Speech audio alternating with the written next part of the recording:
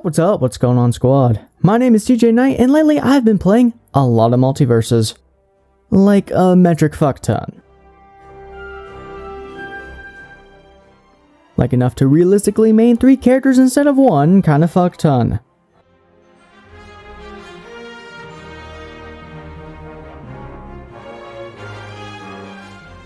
Literally more hours logged in game than hours spent blankly staring at the wall over the last 22 years kind of fuck ton.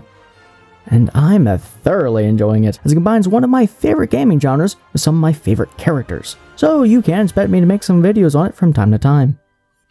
However, to kind of ease our way into this new series, and stay on brand as that one loon who analyzed 196 movesets, I'll make my first few videos on multiverses creating a moveset for characters very near and dear to my heart. And no Warner property is probably any nearer or any dearer than Ben 10. A show on Cartoon Network airing in 2006 that's still going strong to this day, featuring a 10-year-old boy coming across an alien device that did what it did, stuck itself upon his wrist with secrets that it hid. Now he's got superpowers and is no ordinary kid, as he can now turn into different alien species ranging from super strong, super smart, super fast, and super cool. But don't let the name fool you. As time goes on, he can turn into way more than 10.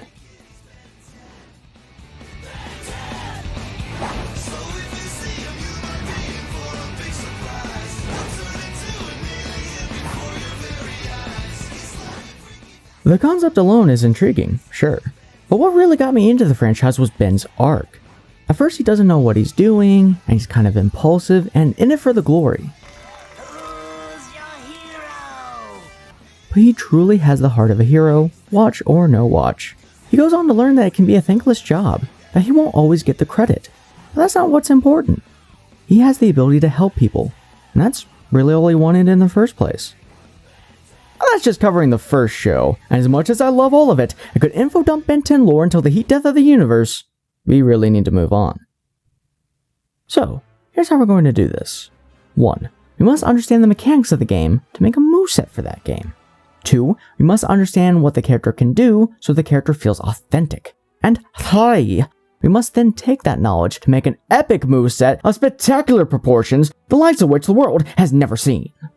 Firstly, if you haven't heard of Multiversus, it's a platform fighter from Warner Brothers combining characters from your favorite franchises anywhere from cartoons to comics. If you haven't heard of a platform fighter, allow me to be the first to congratulate you for making your way out from under that rock you were living under. Essentially, instead of a life bar, the more damage you take, the further you'll fly when hit, which makes it easier for your opponent to send you off screen and beat you, very King of the Hill style. Every character in Multiversus has around 12 attacks. 8 normal moves, which contain 4 grounded attacks and 4 aerial ones, and at least 4 special moves. However, unlike other platform fighters, there can be aerial and grounded variants of specials, leaving room for even more moves. On the flip side, some normals can be the same on the ground or in the air, meaning there may be less. Some characters even have multiple movesets if they have multiple modes to go in between. There's honestly a lot of wiggle room. We're not restricted to exactly 12, but it's a good start. Secondly, how these moves function is determined by a character's class, primary kill options, and a role within the team.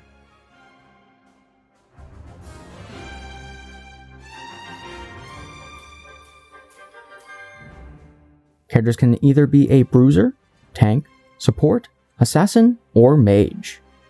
Bruisers are the damage dealers, the rushdowns, the combo characters. Aggression is the key to this class.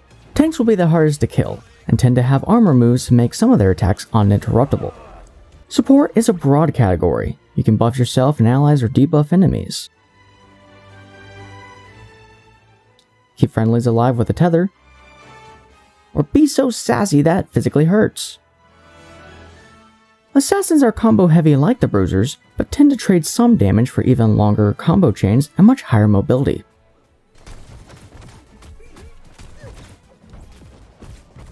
Or at least they're supposed to. Any speed chart says different. We got an overweight tween, a dude high off his ass, and a rubber dog outrunning every one of them as if they forgot assassins are supposed to be fast as fuck, boy! Oh, whoops. Whoopsie. And lastly, the mages are the tricksters, with all the tools and versatility to either evade you, trap you, or zone you out. Usually projectile heavy, but they still got the hands. Not to be confused with, I don't know, an actual magic user. Look, the class system doesn't have to make sense for it to work. It would be greatly appreciated. Multiverses also clues you in on how to kill with characters. For example, Batman is vertical, so he gets the most out of combos that knock enemies upward, and those kinds of moves, like his up air and up special, will be how he kills. If a character is horizontal, like Taz, the opposite applies, with his moves knocking you sideways and those kinds of moves killing you in that direction. Hybrids like Superman will do both with the funny grab move. I love how he takes his time with it. Really lets you come to terms with your inevitable death before introducing you to the fucking sun. Lastly, certain moves are specifically intended to assist teammates in a way that fits their class or character. Batman can drop a smoke bomb to hide your movements like the stealthy ninja he is. This increases his speed and gives more of the weaken debuff to his moves so he can be an even more effective bruiser. Now that we know that we need to assign Ben a class, a set of grounded, aerial, and special moves, and consider how he can set himself apart in a 2v2 setting, let's take a look at some of the stuff he's capable of in the source material. Right off the bat, the tool doesn't make the man. We need to look at what Benjamin Tinjamin can do as a human first and foremost. If you disagree with that, I would like to point out one of the big things in Ben's first arc is that he learns the watch was meant for someone else. I got the watch by mistake? But through his creativity and ingenuity, he literally knows more about what aliens can do than the aliens themselves. He proves time and again that he is the best choice to wield the Omnitrix. Why didn't you take it from me? I'd intended to, but your grandfather convinced me you were a better choice. Really? Almost immediately, I thought I'd made a huge mistake. Your brashness and immaturity made a bad impression. Oh. But then I saw you grow. Witnessed your bravery and ingenuity, using the Omnitrix in ways that never even occurred to me. So the focus shouldn't just be on his aliens or the watch itself, especially when there's literally a mechanic that forces him to go without in-universe.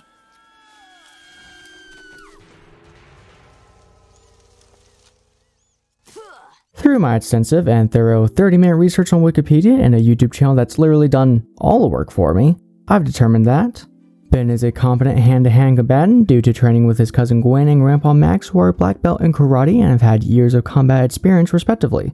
So Ben should definitely be able to hold his own as a human, just not enough to warrant fighting these monstrosities as himself over an OP Power Rangers ripoff. Ben is also notoriously agile, often relying on his evasiveness when his aliens are unavailable, so while in human form he needs to be hard to catch. He also has an above-average intelligence, averaging B+ grades in school and possessing a photographic memory, able to draw out runes that he barely glanced at earlier. He may not be mature and is more than a bit reckless, but we shouldn't portray him as dumb. Ben has insane intuition, both being able to fight with the equivalent of a bow staff and Eskrima sticks despite having used neither before, as well as mastering new alien forms in the span of a day prior to the Omnitrix being able to instill the alien's natural instincts. To feel like Ben, the moveset should be intuitive to use, natural, so that we can grasp it more easily as the character himself would. And above all else, Ben's creativity and adaptive prowess has led him to be unpredictable and invaluable on the battlefield, and he has even been awarded a medal for it when passing his plumber's exam. This ability likely stems from the randomizer effect on the Omnitrix, forcing Ben to solve problems in unconventional ways when getting the wrong alien. If you're gonna give me the wrong guy all the time, why do you even have a dial? We will be forced to adapt like Ben, and through that each player will develop their own style that makes predicting a Ben player difficult for anyone fighting one. That's base Tennyson in a nutshell, but before we move on to our whopping 62 options for alien transformations, we need to know the extent of the Omnitrix capabilities so we can use it accurately. Probably the first function we need to understand is transformation. I mean, it's only the main function of the watch, how important could it be? When in the green, the core of the Omnitrix is fully charged and Ben can turn to any of the aliens at his disposal. This is instantaneous. The cool transformation eye candy is purely for the audience. As of Alien Force and onwards, Ben is no longer locked into one transformation. As long as there's still energy left in the core, he can switch to other aliens before needing to return to normal. However, with each switch, he expedites the speed at which the core drains. It's like when your phone keeps running out of battery because you haven't closed an app since 2012. But the energy available will also be spent if Ben taxes his body. This is why we will see him whip out an alien, do a big flashy move, then almost immediately return to normal despite being aliens for hours before. Once Ben is forced back to normal, the Omnitrix will enter the red-coded recharge mode, locking Ben out of transformations for a while. From what I could tell, other functions of the watch work just fine regardless of recharge mode. After all, this function is to prevent Ben's DNA from being overwhelmed with all the others in the Omnitrix. I don't see why that would lock him out of universal translation when he goes to have a chat with Lady Ranicorn.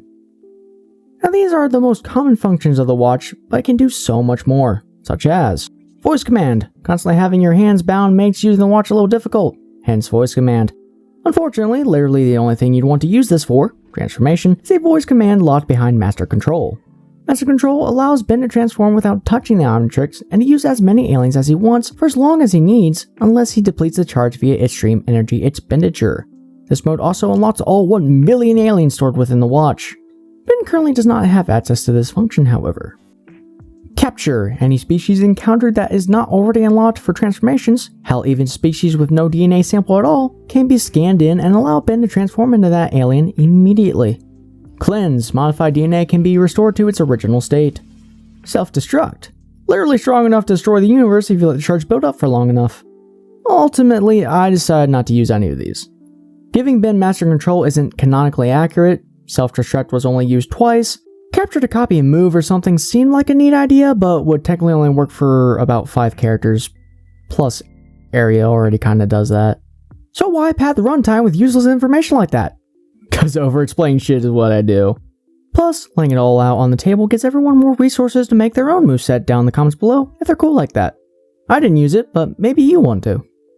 There are also some special features and weaknesses that we need to know. If not unconscious, the user reverts to normal, so no retaining forms after a ring out. If the life of the user is threatened, all limitations involved in recharge mode are ignored. Transformations typically make possession impossible.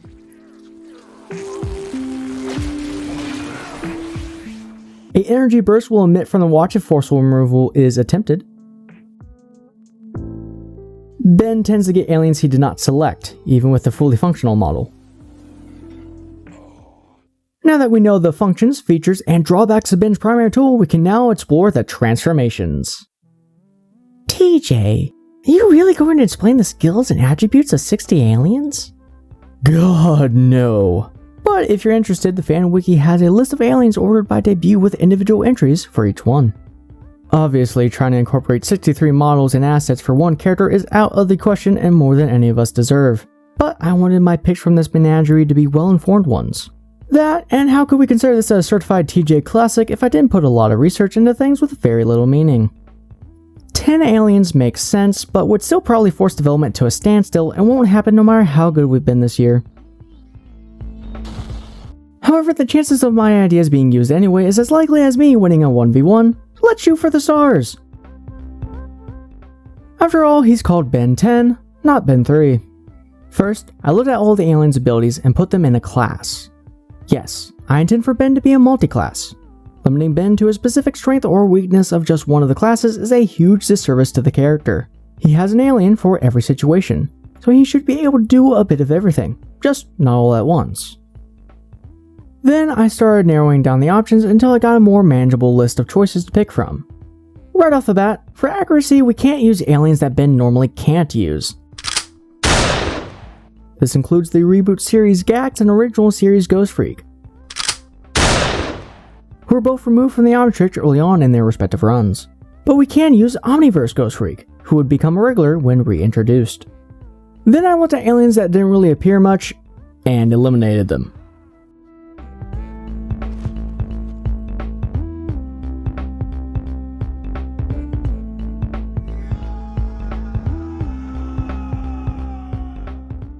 We want players to have a general idea on how to use each alien immediately.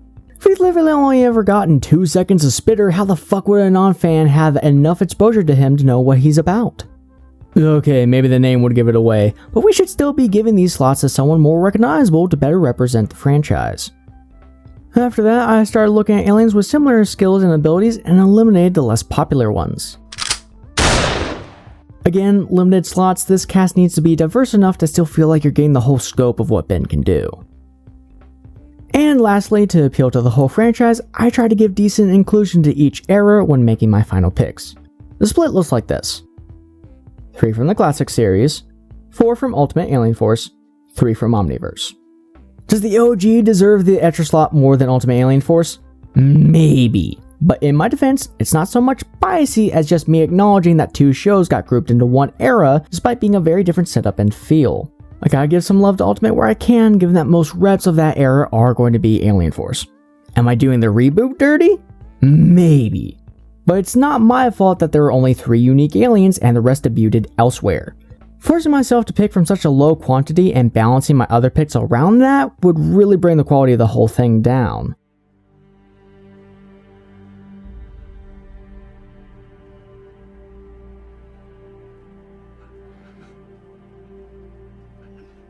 I'm so sorry. I failed you. You trusted me. And I failed you. That's 10 aliens, 5 classes, 2 for each makes sense. Now we're left with the following. For the Bruisers, we have Wrath and Fourarms. Tanks, Atomics and Diamond Head. Mages will be Big Chill and Gravitack. Supports, Swampfire and Gutrot. And rounding it all off, Assassins, Jet Ray, and Accelerate.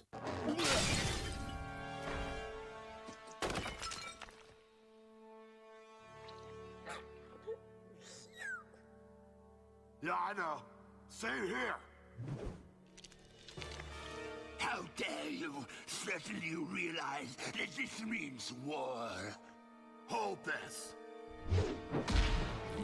Let me tell you something, Jared of Pantophage. I just jumped down your throat. You start a war with the Lodans, and I will do it again. Only next time, I will knit your intestines into a sweater. This edgy Tony the Tiger looking fucker is an Apotopillion introduced in Alien Force. With cat-like agility, senses, enhanced strength, a strong bite, cool arm blades, and a knack for wrestling, this discount Incineroar is the perfect bruiser. Using speed, those sharp claws, and his grapples to overwhelm foes.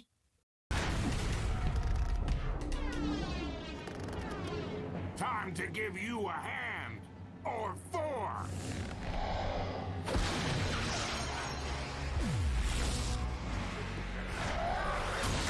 Most basic name in the entire series is a Tetraman from the planet Koros, introduced in the original series. A good deal stronger than Wrath, but with much less mobility. His oppressive strength is a great choice for finishing off opponents or racking up the damage in a few moves.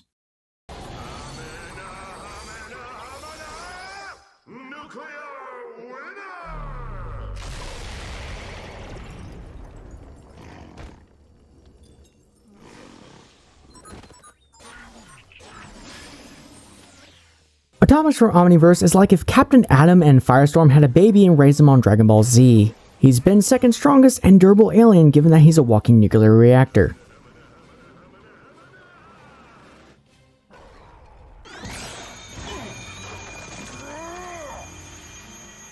What comes around, goes around. Let's see how you like it, you techno freak.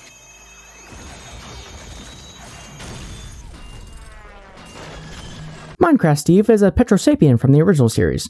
Being made out of diamonds, he's pretty durable, but can also use his body as projectiles, slashing weapons, and so on. If Atomics is flying around throwing nuclear hands, then Diamond Head is grounded, firing crystalline shards.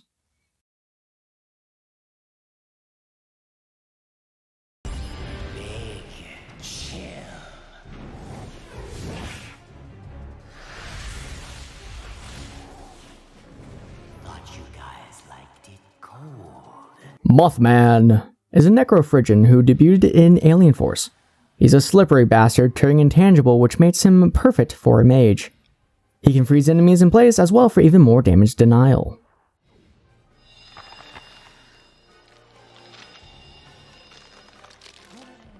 What are you doing? Hey, Buckethead! That's a handy cheese slicer you got there. Going down. The cooler Brainstorm is a Galilean from Omniverse, with insane stage control given his control of gravity. He also makes a good mage. Big Chill is the evasive mage, Gravitack is the one for versatility.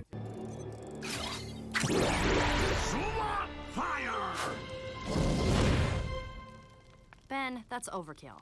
No, it's swamp fire. I don't have an alien named Overkill. Because if I did, I'd, shout Overkill! What's with the shouting names thing anyway? It strikes fear into my enemies.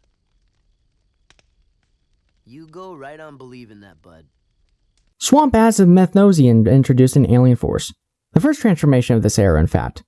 I suppose the idea was to ease us into the new lineup by using what was essentially two classics mixed together, but also better. He hurls fireballs like Heat Blast, entangles people in vines like Wildvine, but can also regenerate and use this to heal others, making him an invaluable support character. And that's what happens when you mess with me. Hey, what?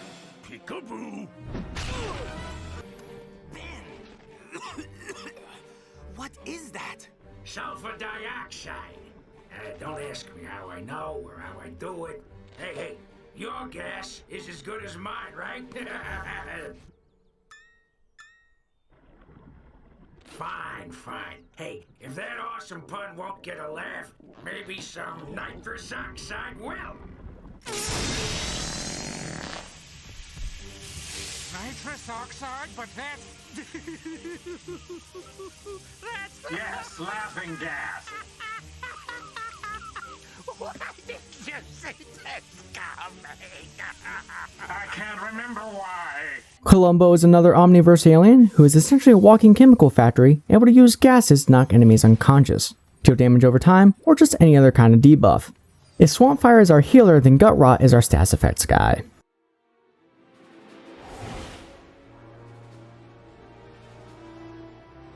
I'm gonna have to jump to hyperspace to catch them. I can do that, in theory.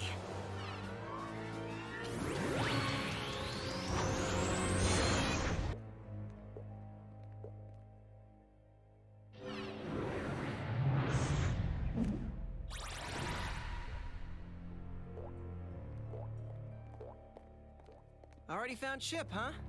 Obviously. Great. Steve Irwin's arch nemesis is an Aerophibian from Alien Force. Being Ben's fastest flyer, his aerial mobility makes him a perfect assassin, though the competition isn't fierce. And his Neuroshock Blast will give him the perfect opportunities to get in close to use those sharp talons. Earth to accelerate? We don't have time for a snowball fight. I was thinking more like a snowball slaughterfest.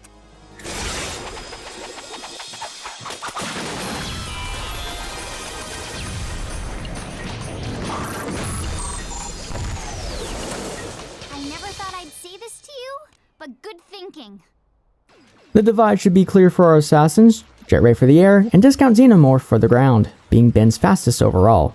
God, I'm not even going to try, put that on the screen. From Kinet, that debuted in the classic series. Not only is he fast as fuck, boy, but he can also run along walls and use his sharp claws and tail to turn into a literal whirlwind of destruction.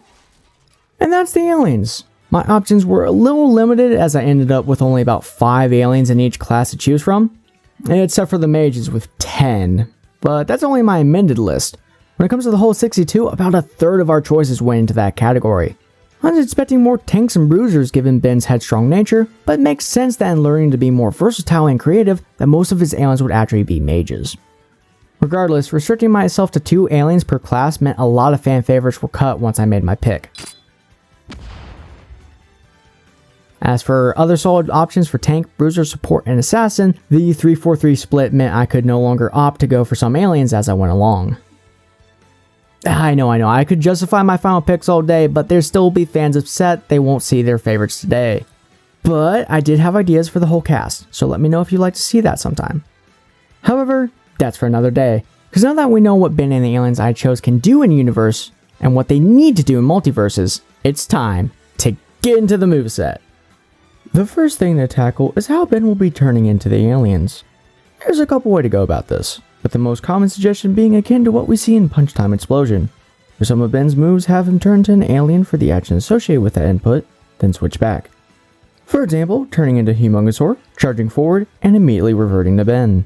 And then that's literally it for Humongosaur's contribution to the moveset. Credit where credit's due, this is probably the most streamlined way to go about it. It's one moveset, easier to make for developers and easier to memorize for players. But outside of that, this method is god-awful for getting the full scope of the character. alone in any authentic way. For starters, this completely eliminates the concept of using an alien for defense, as you only become one when attacking.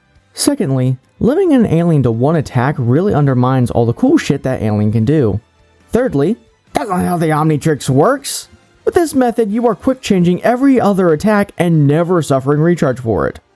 But worst of all, it's not authentic on a character level. Using the Omnitrix shouldn't be easy. Ben's journey to adapt and learn how to use the full potential of each alien is part of his character.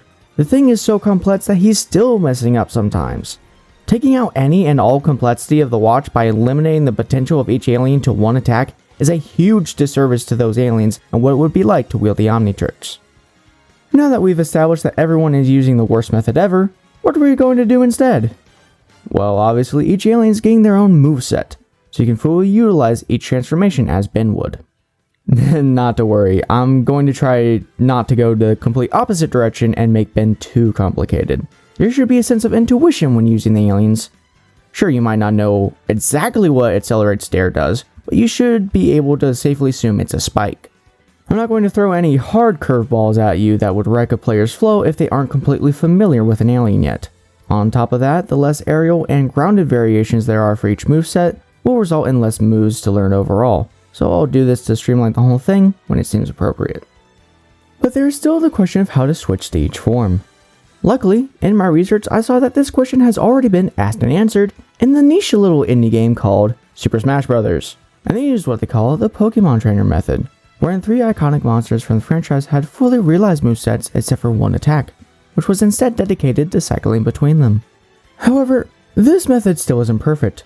As a sore main myself, the amount of times I saw the perfect opportunity to use Thunder, but first had to throw out Blizzard and Fire, and now that Thunder is on deck, the window to use it has already passed, and now I could really use Fire, but first I have to throw out Thunder and Blizzard. Yeah, cycling isn't great. And that's just for 3! I can't imagine sitting there for half the game fucking through 10! We're closer, but still not quite there. Almost as if they've been at this for longer, Smash thought of that too. For Shulk, who can cycle through 6 modes, instead has a wheel select. You can just choose the mode you want instead of cycling to it. However, no matter how fast you are at this selection, you are still going to be standing still while you have that wheel open. I don't care if it's even for a single frame, Ben needs to be allowed to stay on the move. Additionally, while an analog stick can register up to 12 inputs, the amount of times a diagonal input comes out as straight up is a level of unholy frustration that could boil my blood into a new state of matter. Ultimately, I decided I should just make a new method. And if I'm being completely honest, most of this was just a fun little passion project born out of love for these two things. But this? I genuinely want to see this implemented in the future. I truly think this is a good idea. But I'll save the reveal for when we get to the move I mapped it to. For now, just know that I found the solution. Before I blow your minds, let's go ahead and run through the relevant stats effects for this moveset, so I won't have to explain it later. Armor is applied to some moves, and this will allow that move to sustain one attack without being interrupted unless the attack is an armor breaker. Slowed reduces movement speed. Frozen also does this, and then at the full 15 stacks, players will be encased in ice. They can break out by mashing, or will be broken out once their opponent hits them. Is that right? I've never seen someone get the full 15, I wouldn't fucking know. Ignite is seen with any character that can use fire-based attacks. When under this condition, players take more damage. Disorient is a fun one. It breaks armor and forces the enemy to face the opposite direction. Refresh reduces your cooldowns. Cleanse removes all debuffs. Weakened increases damage and knockback taken. Rage is typically a damage boost, but the specifics vary a bit depending on which character or perk is applying the effect. In this case, I just made up my own. A 10-second damage boost, the boost being 1% for each stack. Speaking of making shit up, something I'm surprised isn't in the game already, Poisoned deals damage over time. 1% for as long as the effect lasts. Let's go with 12 seconds. And Bleed, another damage over time. 3% per second for only 4 seconds, and does not stack. But applying Bleed again will refresh the duration. And given that you all probably have the deductive reasoning of a 5-year-old, I don't need to explain what healing does. But I will clarify in this particular instance that we're looking at 1% per second over the course of 15 seconds. Just enough to completely negate one attack worth of damage.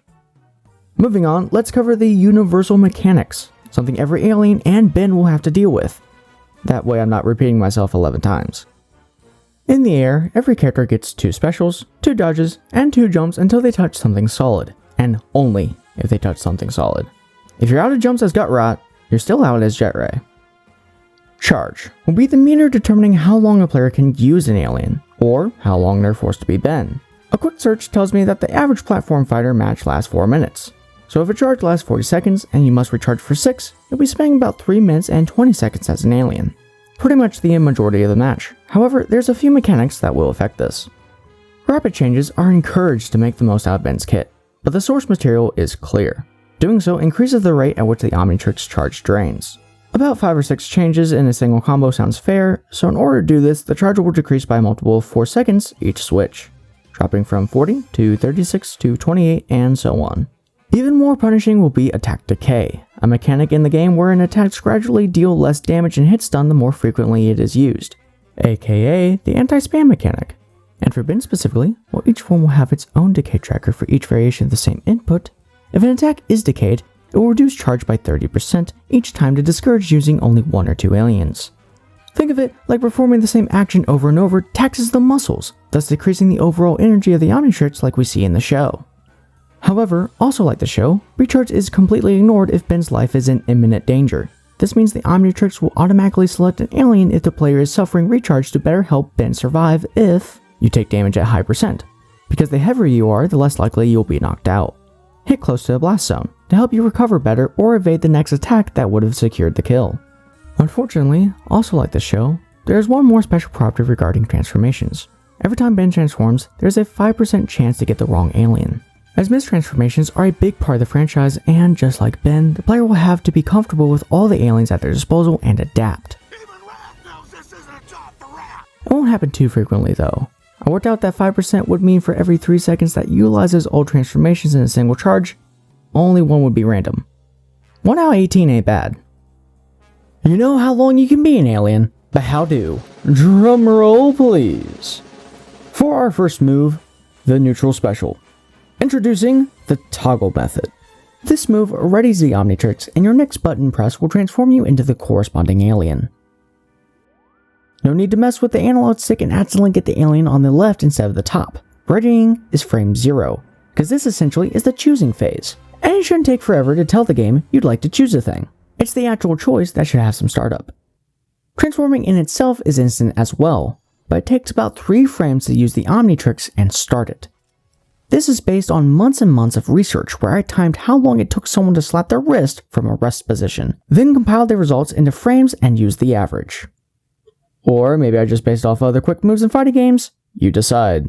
Being frame 0, Ben's movement will be uninterrupted as the player switches into this mode. Once readied, they can still move, dodge, and jump freely. Any alien transformation tied to a movement option will do that option as they appear. Again, making movement completely unrestricted. The only thing that will bring Ben out of this mode is the transformation or a ring out, so be sure you know what you want before activating it. And with that, we can finally break down how my man can throw hands, starting with a human form. Despite not being very combo heavy, Ben will be an assassin, due to his weight and movement being in line with others in that class. Plus, I wanted opposing players to be able to get the most out of the time Ben is vulnerable. Given that assassins take 5% additional damage, this class fits my needs perfectly. Oh, that was removed. Classes apply less and less to the design philosophy every day? Good to know. Ben's playstyle is very campy and evasive, with most of his moves pushing enemies away or low-profiling attacks. You're not helpless, but you aren't exactly an asset to your partner. Starting with the ground attacks, Ben's neutral is a chargeable shove. He was able to pull such a move against an alien chimp, so it's not a stretch to say he can push most of the cast away from him. In the case of foes such as Iron Giant, Ben will deal damage as normal, but instead stumble back instead of pushing foes away. His 3-hit jab is a lunging punch into a kick followed by a roundhouse, which is his light, heavy combo scene in Ben 10 Protector of Earth. A slide that helps Ben avoid damage and get away will be his down attack. This will pop enemies off if they are hit, a maneuver based off the move Ben uses in his fight with Pierce. And lastly, for his up attack, Ben gets low to the ground and kicks enemies away. This move can be briefly seen in Ben's exchange with Nemesis. This deals more knockback than the slide, but doesn't change Ben's positioning. In the air, these inputs change into the following attacks. A kick seen many times throughout the franchise for his neutral, but I'm particularly focusing on the time Ben dodged blaster fire and kicked a gun out of Manny's hand. For his Sair, he dives towards the ground, which is typically seen in any game where Ben can dodge in the air. This move deals little knockback and hit stun, so it's very interruptible, but is quick. Its main purpose is a combo breaker to get back on the ground when being laddered. For the dare, Ben slams down some justice, as seen by Ultimate Ben. And his Where is a rising uppercut, seen in Protective Earth and the Alien Force game. This works as a great anti-air, but is a terrible juggle tool. As for specials, it felt weird to give any super abilities to the part of the character that's meant to be the least special, so taking the opportunity to cut 6 potential moves out, Ben will just have transform. For now, but we'll circle back to that. On to my favorite alien, let me tell ya, Wrath's moves. Again, Wrath is the faster bruiser and probably the go-to when getting on the offensive, so he has plenty of ways to combo enemies at early damage and rack up that percentage. On the ground, he throws hands as follows.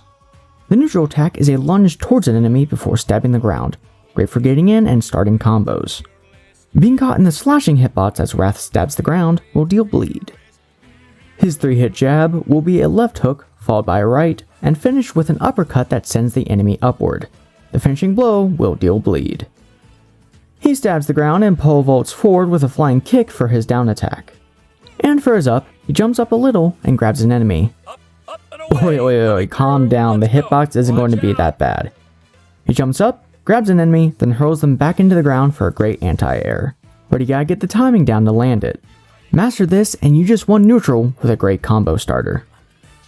Despite having all the means to fight in the air, Wrath prefers the ground for a traditional fight, and as such will be focused on sending enemies back down. Such as his neutral attack, where he grabs an enemy with one hand and pulls them towards his punches, dealing bleed on hit. You can keep pressing the attack button to punch the enemy as you are taking them out of the air. Hey, no, don't worry. This is an impressive move for sure, but the other player can mash out. Be careful. His Sair is serious butt kicking, a powerful sweep kick seen in his fight with Manny. So is that serious like the star, or serious like important? Like the star! Just wondering. The Where is a wild flurry of upward slashing attacks, dealing bleed on hit. And lastly, his dare grabs a nearby enemy for the Polaris Pile Driver. Enemies can mash out, but failing to do so will leave them to get spiked on the stage. In the case that the player tries this with nothing beneath them, they can attack again to kick off and spike the enemy and gain some height before they suicide. If no enemies are in range, they'll kind of just fall for a little bit after grabbing nothing like an idiot. Aim better. Finally, getting into some actual specials here, Wrath can do the following. His up special on the ground is a huge leap into the air followed by an elbow drop. Great for using the stage bounce to secure kills at higher percent. In the air, this move is the same as on the ground, but without the jump. On the ground, his side special has him get on all fours and charge forward. This move has armor. In the air, he performs a flying barrage of punches instead that deal bleed on hit. Wrapping up our first Brawler's moveset, the down special, which on the ground is of course, let me tell you something, which begins an interruptible rant. But the longer Wrath is able to carry on, the more rage he's able to build that gives him and his teammates a damage boost. Maximum stack is 5. In the air, this special becomes a quick, stabbing dive downward, deals bleed on hit, and is great for getting out of untrue combos. Given his emphasis on staying on the ground and rushdown nature, we'll make him horizontal, with his combo finishers being his best kill moves, like Sair. Now even though the grapples are escapable, I'm sure some people are intimidated, especially seeing as how bleed seems like it's really easy to keep active. As a bruiser, Wrath will be scary to deal with once he gets going, with an insane combo game and decent stats. But overall, he is a glass cannon, being rather interruptible and weak when not in a clear advantage. Moving on to one of the most iconic aliens of the franchise, Fourarms will be dealing more damage and have much higher killing power. But unlike Ben throughout the original series, it'll be pretty clear to the player he's not the answer to everything. He's going to be more punchful on a whiff, and less versatile if you were to compare him to Wrath. I essentially wanted one bruiser to get an enemy to kill percent, and one bruiser to make the kill. Handy Buddy's moves on the ground will go as follows. His neutral will charge a powerful punch using all 4 arms. His 3-hit jab is a left hook using both left arms, a right jab using both right arms, followed by an uppercut using both lower arms. This ends more horizontally rather than straight up, as seen with these kinds of punches from the alien throughout the series. A spinning whirlwind of pain will be his up attack. You can slide along the ground during its duration. It will have high priority and quick startup, but the actual move is quite slow. To help force approaches, his down attack sends out a ground quake. Should the enemy choose to jump toward him to avoid it and attack, there's a lot of interesting counterplay I think could come out of this. Unlike Wrath, Fourarms will specialize in either sending the enemy back to the ground or securing the ring out with a powerful strike. But while he definitely has aerial utility in this regard, he is much more comfortable on the ground. These characters just aren't known for aerial battles, so I saved air combos and ladders for the others. That being said, his neutral air is a 3-hit gut punch, backhand, and overhead swing to send enemies back to the ground or spike off stage.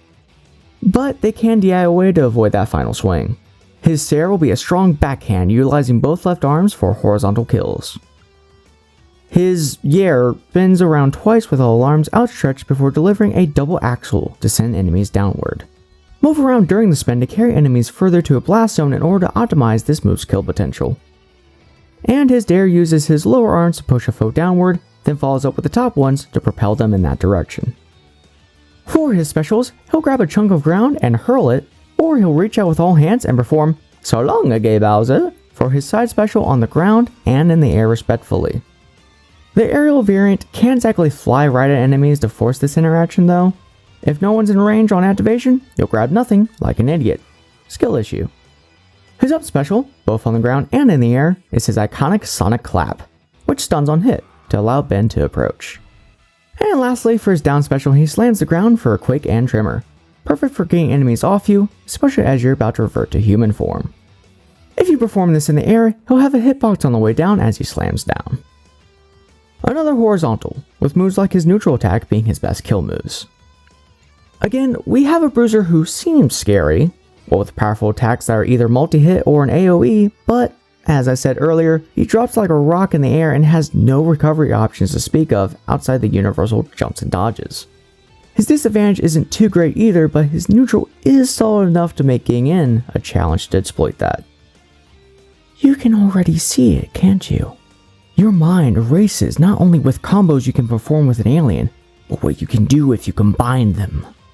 Send out a Tremor's forearms, the enemy jumps over, looking to get off a fair and start a combo. You've read them like a book you read your child and have already turned into Wrath to grab their ass with his up attack. Full jab combo, slam them down again to loop that shit. They try to DI that jab 3, but instead of jab 3, you turn into forearms for the charge punch. They're halfway off stage now, you turn back into Wrath and vault towards them, once more into forearms, whirlwind of death as you cart them off to their eternal slumber. And with just seconds into the match, with a transformation to spare, you've established dominance. And on that very exciting note, let's take a break from offense and move on to defense, starting with Atomics. Being Ben's second strongest form, balancing around Atomics' power was an interesting challenge. But thankfully, the source material already provides us a decent mechanic to work off of. As Atomics uses up his nuclear energy, the less he can utilize. Because he doesn't just generate it, he runs on it. The Ben 10 community did complain that this was a huge nerf to the character compared to his debut, but shit, you try to throw hands using your blood as a weapon without getting a little fainty. So not only will you have to worry about charge, but fuel as well. 8% per second while using jet boots and 15% per blast. Having 2 meters will really limit Atomics' timeout on the field, but when he is around, he wrecks house.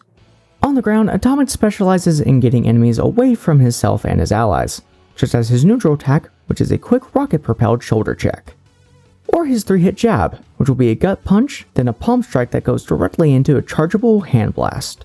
When he's not pushing enemies away, he's setting them up for aerial combos, such as his up attack, which has him fly up and deliver a knee strike.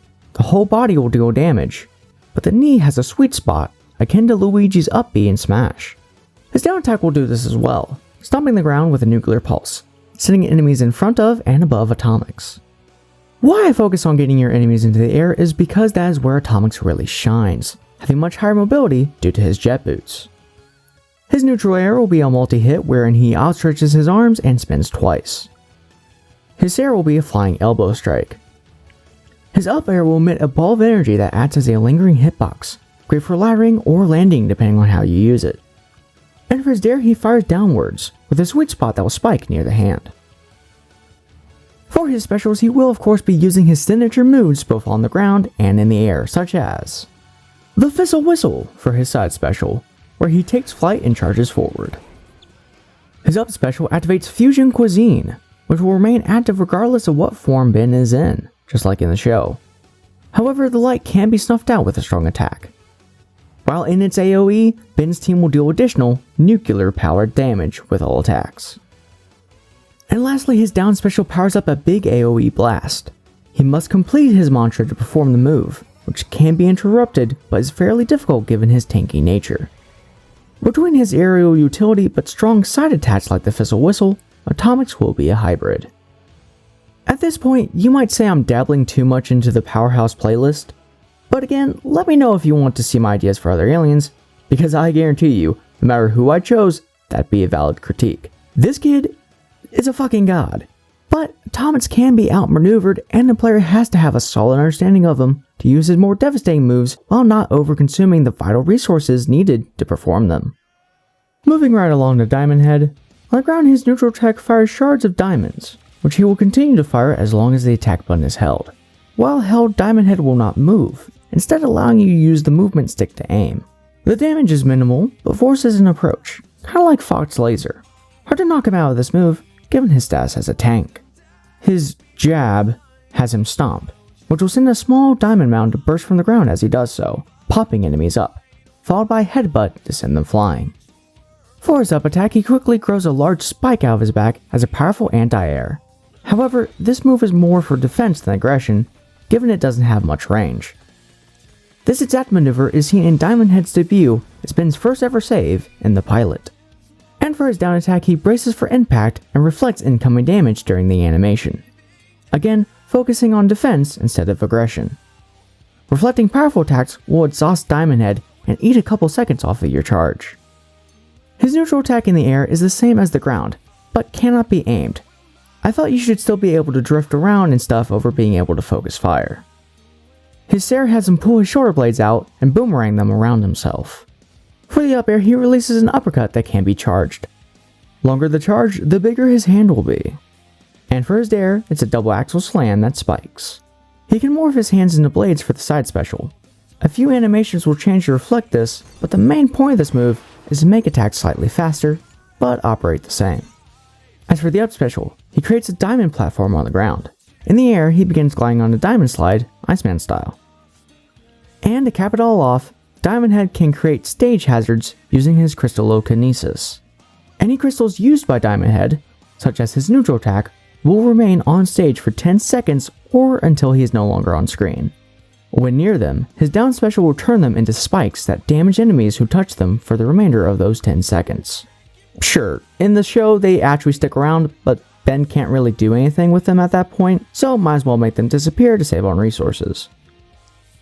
People don't like hazards all that much anyway. As you can see, Diamond Head is a versatile zoner that can keep enemies off of him and his allies as well as tanking damage, making him another hybrid. Again, Omnitrix is a tank for throwing hands, kinda like how Wonder Woman just whacks or lassos you away from her ally. And Diamond Head is for planting your feet and controlling a space where your ally can stay unharmed. Kinda like Superman. On to our mages. Let's talk about Big Chill. As I said before, we don't want to restrict Ben's access to movement and defensive options in order to transform. So I stated that Big Chill will dodge as you transform into him. But that isn't exactly the case. What he actually does is use his down special on spawn, which makes him intangible for a time. This makes Big Chill invaluable for the protect the user passive. Say Ben is being carried off to the blast zone, but the last hit doesn't quite kill. When he touches the blast zone, the passive will activate. He'll become Big Chill and will now have a greater chance to make it back to the stage instead of being finished off. However, there is counterplay to this. If his opponent knows the matchup, they'll charge their aerial, follow his drift, and then get the knockout once he can be hit again. It's a great recovery tool, but you need to mix up those recoveries if you want it to stay great.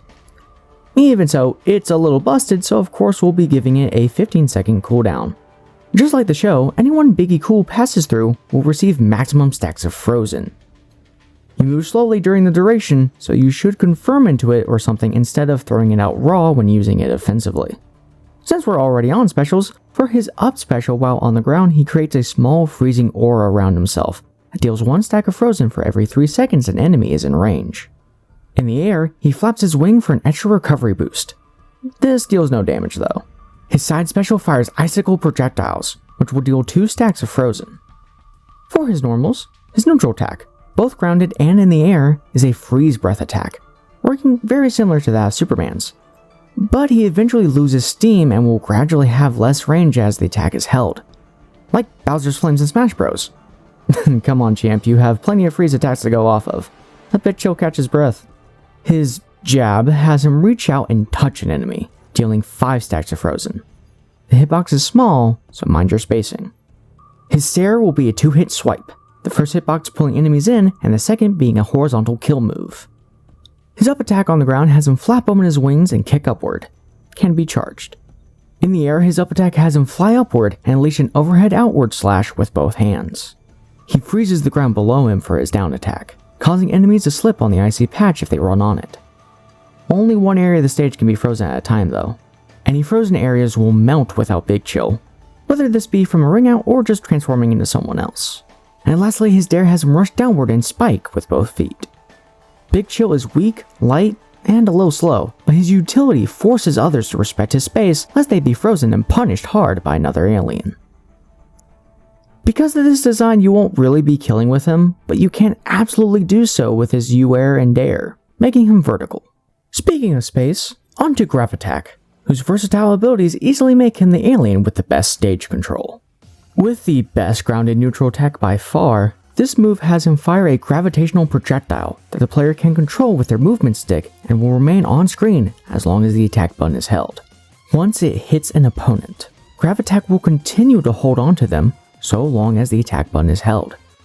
But they can mash out. The player can then use their movement stick to move the opponent around as they did the projectile, whether that be to set up an attack opportunity for an ally, pull them towards Gravitak's melee range, or to slam them against the ground and deal damage.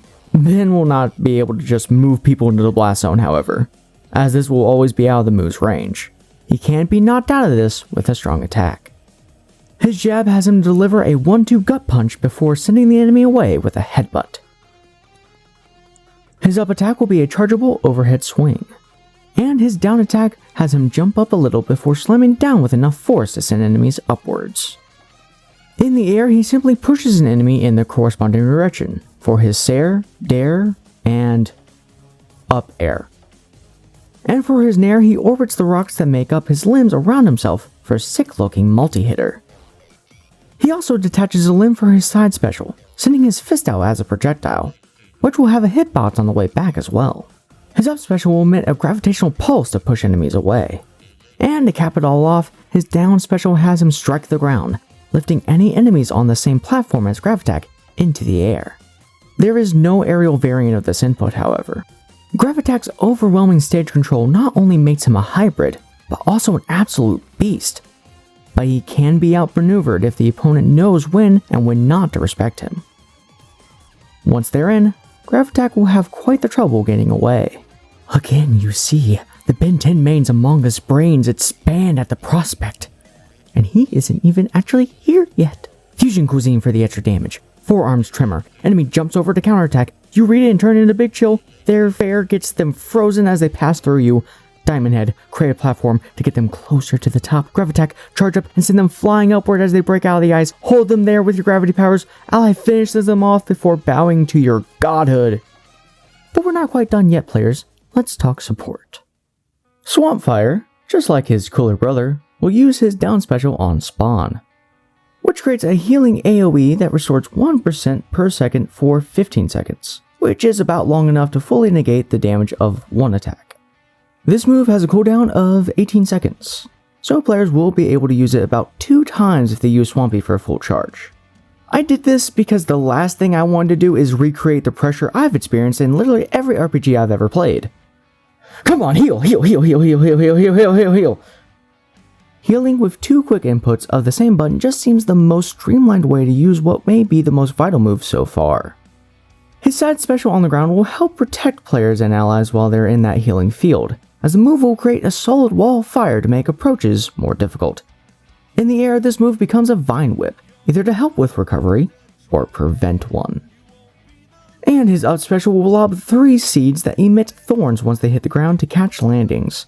In the air, this input has Swampfire use the fire from his hands to propel himself upward, dealing damage to anyone caught in the flight path. For his normals, he tosses out 3 fireballs for his jab as well as his Sair. Ben can move around and jump in between shots. For his neutral attack, he plants his feet on the ground and shoulder bashes into the enemy. Move has armor, but is not chargeable. His up attack sees a vine erupt from the ground and strike the enemy upward. The attack will be chargeable. And for his final grounded attack, the downward input, he creates a small patch of vines on the ground. If an enemy touches it, they will be ensnared and unable to move or attack until they break free. No cooldown, but there can only be 1 patch on the ground at a time. As for the rest of Swampfire's aerials, he spins around with his Vine Whips for his multi-hit nair, has a chargeable overhead swing for his up air, and emits a ball of fire from his hand straight downward for the dare. He doesn't shoot it outward, however, nor does it spike. It is instead a lingering hitbox to use as a moving wall or to get a combo started. Swampfire's kit is centered around keeping enemies away from his healing field once he sets it so his allies can heal uninterrupted. While he can combo and rack up damage, he is much better suited as a zoner. Since he can do so effectively from any approach, he will be a hybrid. Given his on-spawn command, he will not be viable as a transformation mid-combo. Now that we're nice and healed up, let's get to buffing our team and debuffing the enemy with the power of farts. Let's talk about Gut Rot. Almost every status effect for the moveset will be found here. I would recommend rewatching the segment where I broke every effect down. But in the spirit of Ben Tennyson, feel free to carry on without the instructions. This game came with instructions? Like Swampfire, Gut Rot is also ill-suited to be transformed into mid-combo, for the exact same reason. On spawn, Gut Rot will use his down special, wherein he releases a poisonous gas all around him, dealing the poisoned and weakened status effect. This has a cooldown of 18 seconds. For his up special, he whips up the cure to any ailment, giving him and allies the cleanse effect, 18-second cooldown. And lastly, for his side special, he releases a knockout gas in a straight stream. The longer an enemy is in the mist, the more effective they become, becoming slowed as they get lethargic, before becoming fully stunned as they fall asleep. Cooldown of 12 seconds. As for his normals, his up and down moves will be the same in the ground and in the air, which, respectively, see him blow hot gases out every orifice, sending enemies upward, and an interruptible charge that, when complete, will refresh all cooldowns. On the ground, the rest of his moves go like this: a chargeable headbutt for his neutral attack, and 2 haymakers followed by a jab that sends the enemy forward for his 3-hit combo. In the air, his neutral attack becomes a release of a smell so foul it causes knockback, and his Sair will be a classic dropkick. Given that the few actual attacks that he has are horizontal ones, that's what he will be. And with that, it's time we move on to the final class, the Assassins. Hopefully, given that one is in the air and one is on the ground, it'll be pretty obvious who's horizontal and who's vertical. Jet Ray's grounded moves will be all the same as his aerials, as Jet Ray is essentially never going to be on the ground, just a couple feet off at the most.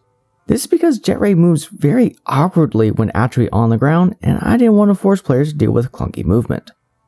Plus, this is an excellent opportunity to streamline the moveset that has already tripled the amount of attacks as everyone else on the actual roster, and avoid adding more moves to memorize than needed. With that in mind, Jet Ray's normals will be rather ladder combo focused. For his nair, he does a backflip, firing from his eyes and tail. The range is insane, each blast essentially traveling from the place fired until it hits something solid or goes off screen. But it is possible to dodge or interrupt, and it will deal no knockback. Think Fox Laser. He also does a backflip for his up air, flicking his tail as he does so to send enemies upward. He dashes forward for his Sair, dealing knockback to anyone caught in Jet Ray's path. There will be a sweet spot at the horns. And for his dare, he swoops down to claw enemies with his feet. His side special is one concentrated laser from his eyes and tail. The up special sees him dash upward, hitting enemies with his horns. If contact is made with the sweet spot at the tip, Jet Ray will then backflip to claw enemies with his feet, then whacking them upward with his tail. And lastly, he fires a beam from his eyes straight downward for a few seconds for his down special. The player can then fly in any direction they want to make the beam travel along the ground. When hit, enemies will be sent upward. As you can see, Jet Ray can force enemies into the air or pressure them to come towards him so that he can begin carrying them off the sides or the top, but his combos and chains can be DI'd. You can either get really good at his more consistent combos, but risk some kill power, or go for the finishers, but risk being caught in lag. That means recovery frames for you non-smashers out there. Which probably makes more sense, but doesn't sound as nice. With our flyer covered, let's move on to the runner. Accelerate. Being the fastest character to date, this should be represented in some way. So on top of having the best movement speed, he will also, as he should, be difficult to catch. It will travel about 1.5 times the length of the average dodge roll with his own, being invincible throughout the duration.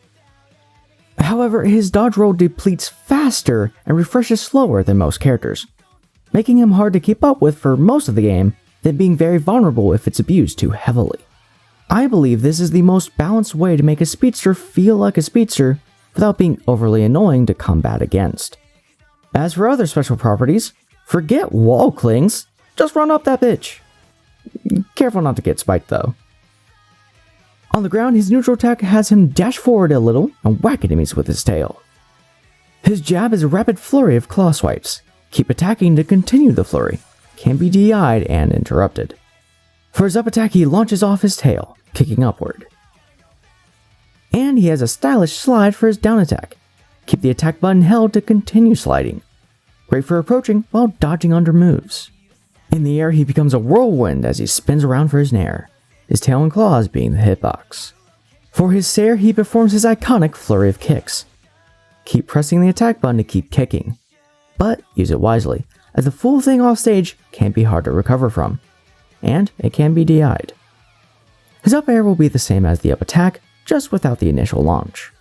As for his down air, Accelerate runs his feet back and forth like he's running in place, using the enemy as the ground, before kicking off of them for the spike. This will propel the player upward as an additional recovery option. For the specials, he rockets forward for his side input on the ground, dealing damage on impact.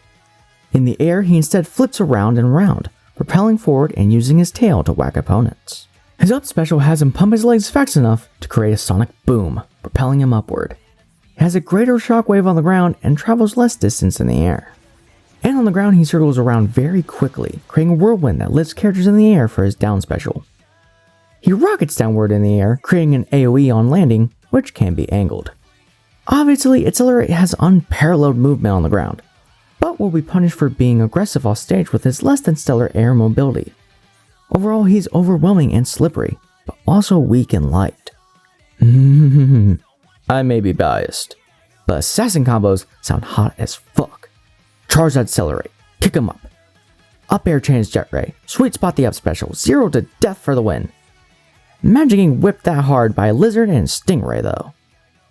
I'm sure your mind is racing with the possibilities now that the full moveset has been prophesized to you, dear viewer.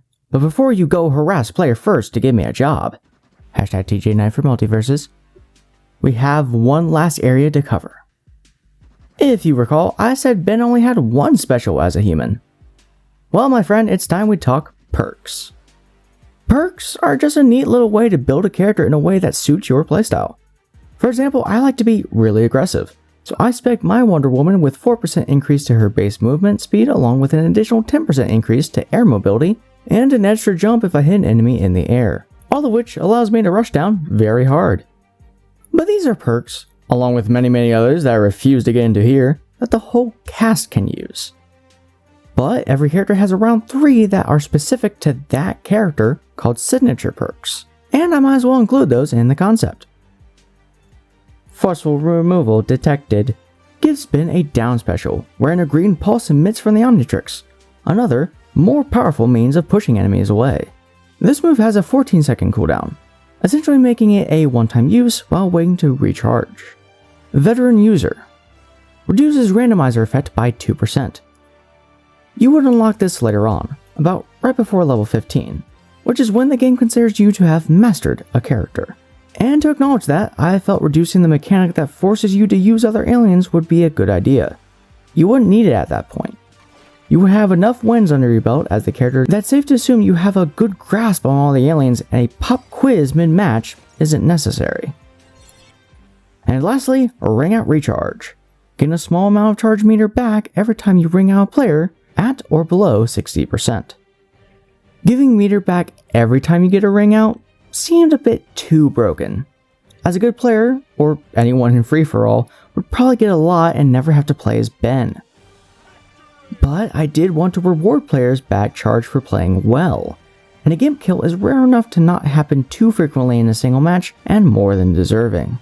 And with that, we are going to wrap up. Thank you all so much for watching, and please let me know down in the comments below how you would put your favorite character in Multiversus.